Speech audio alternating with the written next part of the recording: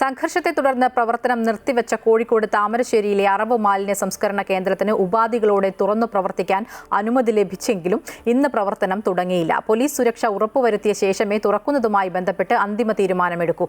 അതേസമയം കമ്പനി തുറന്നു പ്രവർത്തിച്ചാൽ പ്രതിഷേധം ശക്തമാക്കുമെന്ന് പ്രദേശവാസികളായ സ്ത്രീകളും സംഘർഷത്തിനു ശേഷം പോലീസിനോടുള്ള ഭയം കാരണം കുട്ടികൾ സ്കൂളിൽ വരുന്നില്ലെന്ന് സെന്റ് ജോസഫ് LP സ്കൂളിലെ പ്രധാനാധ്യാപികയും പ്രതികരിച്ചു.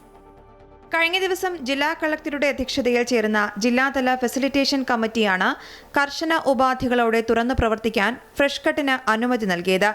എന്നാൽ ഫ്രഷ് കട്ട് ഇന്ന് തുറന്ന് പ്രവർത്തിച്ചിട്ടില്ല. ഡയറക്ടർ ബോർഡ് യോഗം ചേർന്ന് പോലീസ് സുരക്ഷ ഉറപ്പാക്കിയതിനു ശേഷം മാത്രമേ തുറന്നു പ്രവർത്തിക്കുന്ന കാര്യത്തിൽ തീരുമാനമാകൂ എന്ന് ഫാക്ടറി അധികൃതർ അറിയിച്ചു. അതേസമയം ഫാക്ടറി തുറന്നു പ്രവർത്തിക്കാൻ അനുവദിക്കില്ലെന്ന നിലപാടിലാണ് പ്രദേശവാസികൾ. സമരപ്പന്തൽ കെട്ടി പ്രതിഷേധം ശക്തമാക്കാനാണ് ഇവരുടെ തീരുമാനം.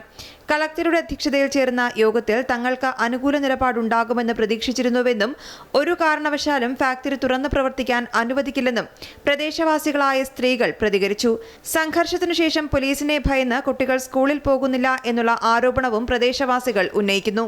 സ്കൂളിൽ പോകുന്നില്ല, കുട്ടികൾ പേടിച്ചിട്ട് പോലീസുകാരെ പേടിയല്ലേ, പോലീസുകാർ വൈമെന്നൊക്കെ ചോദിച്ചാൽ ഐറ്റികൾ എന്ത് പറയും, വെറുതെ പോകുകയല്ലേ, ഒറ്റൊന്നും സ്കൂളിൽ പോകുന്നില്ല. എല്ലാ വീടുകളിൽ വന്നിട്ട് രാത്രി ബെല്ലടിക്കുക, പിന്നെ വാതിലും ചവിട്ടി പൊളിക്കുക, കുട്ടികളെ പേടിപ്പിക്കുക, റോട്ടിൽ കൂടി പോണേ കുട്ടികളെ കണ്ട് ചോദ്യം ചെയ്യുക, ഈ ഫോട്ടോ കാണിച്ചിട്ട് അറിയുമെന്ന് ചോദിക്കുക.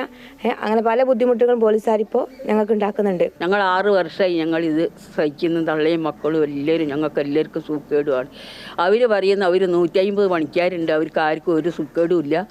വെറുതെ ഞങ്ങൾ നോണ പറയുകയെന്നാണ് അവർ പറയുന്നത്. ഇത് നോണ പറയല്ല, അവർ വന്ന് കുറച്ച് ദിവസം ഈ മലയാളിമാർ ഇവിടെ വന്ന് കുറച്ച് ദിവസം നിൽക്കട്ടെ. പോലീസിനെ ഭയന്ന വീടുകളിൽ നിന്ന് മാറി താമസിക്കുന്ന ചില കുട്ടികളെ ബന്ധപ്പെടാൻ പോലും കഴിയുന്നില്ലെന്ന് സെന്റ് ജോസഫ് LP സ്കൂൾ പ്രധാനാധ്യാപിക ഡെയ്സ്ലി മാത്യു പറഞ്ഞു. അവരോട് ചോദിക്കുമ്പോൾ ഇതാണ് പറയുന്നത്, പലരും ഇല്ല. പേര് കലാമേളയ്ക്ക് തന്നെ പങ്കെടുക്കുന്ന കുറേ കുട്ടികളെ ഞങ്ങൾക്ക് കോൺടാക്ട് ചെയ്യാനേ സാധിച്ചിട്ടില്ല. അവർ കുടുംബസമേതം ഇവിടുന്ന് മാറി നിൽക്കുകയാണെന്ന് അറിയാൻ കഴിഞ്ഞത്.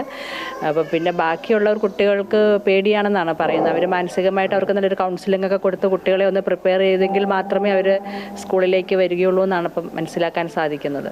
അതേസമയം ഒരു ദിവസം സംസ്കരിക്കാവുന്ന അറവ് മാലിന്യം 20 ടണ്ണായി കുറയ്ക്കണം. വൈകിട്ട് 6 മുതൽ 12 വരെ പ്രവർത്തിക്കില്ല. വലിയ ദുർഗന്ധം വമിപ്പിക്കുന്ന തരത്തിലുള്ള മാലിന്യങ്ങൾ അറവ് മാലിന്യ സംസ്കരണ കേന്ദ്രത്തിലേക്ക് എത്തിക്കാൻ പാടില്ല തുടങ്ങിയ ഉപാധികളാണ് ഫാക്ടറിക്ക് മുൻപിലുള്ളത്. അമൃത ന്യൂസ്, കോഴിക്കോട്.